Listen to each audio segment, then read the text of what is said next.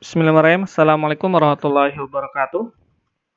Alhamdulillahirrahmanirrahim. Wabihi nasta'in ala umuri waddin. Wassalatu wassalamu ala asyrafil anbiya'i wal mursalin sayyidina wa nabiyyina Muhammadin wa ala alihi washabbihi ajmain amma ba'du. Oke, selamat siang. Semoga semuanya diberikan kesehatan oleh Allah Subhanahu wa taala. Oke, baik.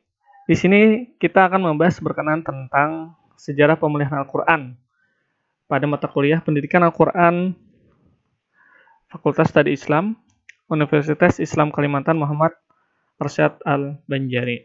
Oke, berkenaan tentang kemarin bacaan, alhamdulillah secara garis besar mempunyai sudah bagus.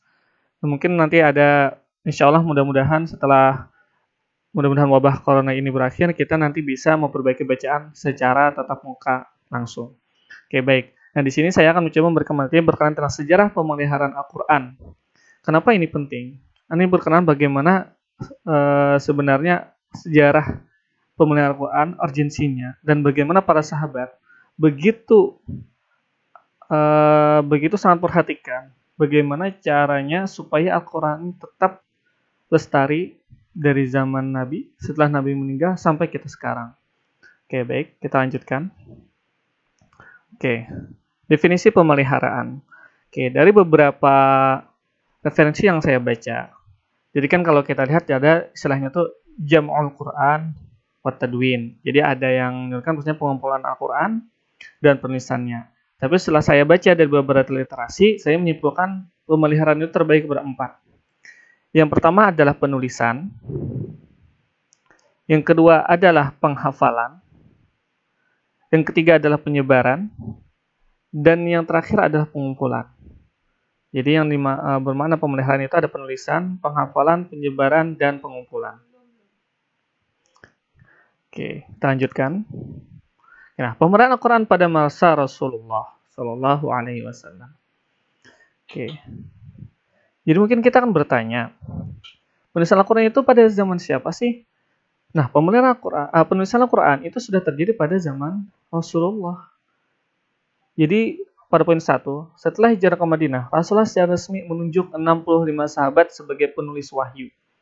Di antara mereka ialah 4 Khulafaur Rasyidin, Abu Bakar, Umar, Utsman, dan Ali, Zaid bin Thabit, Amir bin Suhainah, Ubay bin Ka'ab, dan yang lainnya. Dan yang paling tekun adalah Zaid bin Thabit. Oke, lanjut. Media yang digunakan untuk menulis ketika itu ialah riqa, kulit binatang, likhaf, lempengan batu, aktaf, tulang belulang, dan usbu' atau pelepah kurma. Nah, kemudian Zaid bin Thabit menceritakan bahwa ia sering kali dipanggil atau diberi tugas menulis wahyu yang diturunkan.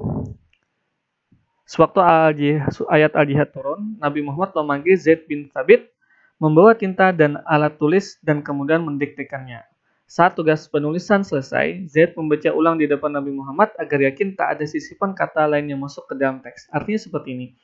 Jadi ketika ada wahyu turun, Zaid bin Thabit dipanggil oleh Nabi, kemudian Nabi membacakan wahyu yang diturunkan, Zaid menuliskan. Selanjutnya, apa yang dituliskan oleh Zaid bin Thabit ini dibacakan kembali di hadapan Rasulullah untuk memastikan tidak ada penambahan atau pengurangan dari apa-apa yang ditulis oleh Zaid bin Thabit.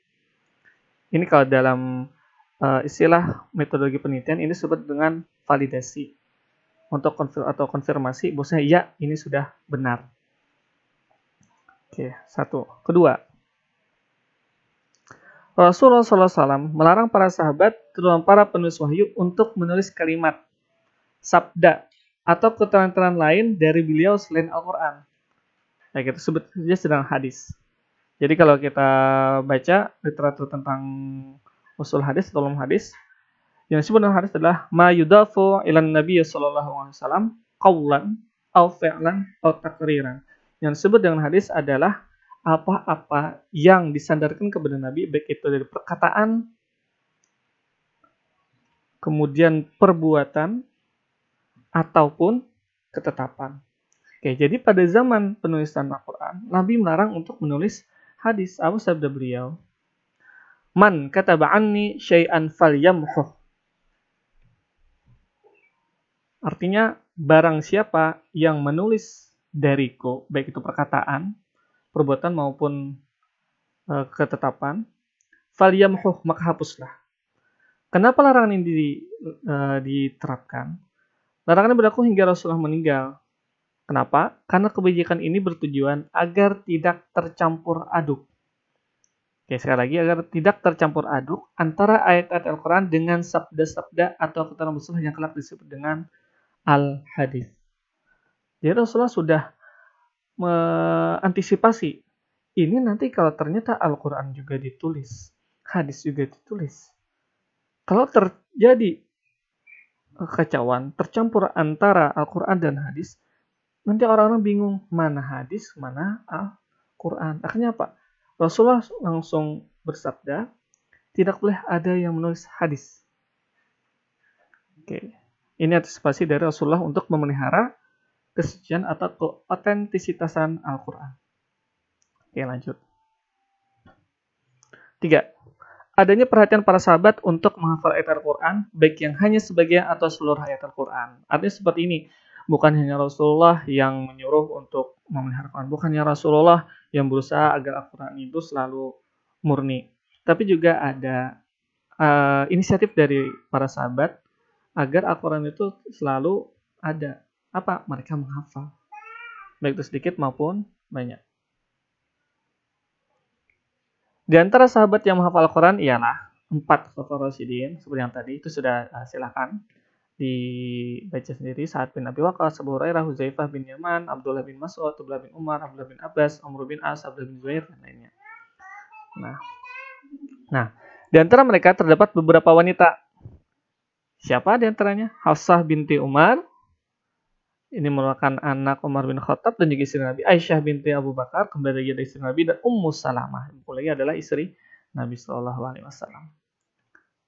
Nah, kemudian yang keempat, selama Rasulullah hidup, malaikat Jibril setiap tahun pada malam Ramadan selalu melakukan tadarus Al-Quran dan Rasulullah untuk lebih mengetahui dan mendalami cara baca, juga urutan ayat pada setiap surah, menghilangkan ayat yang mansuh bacanya, dan lain-lain. Bahkan pada tahun di mana Rasulullah wafat, Jibril datang 2 kali kepada beliau untuk bertadarus.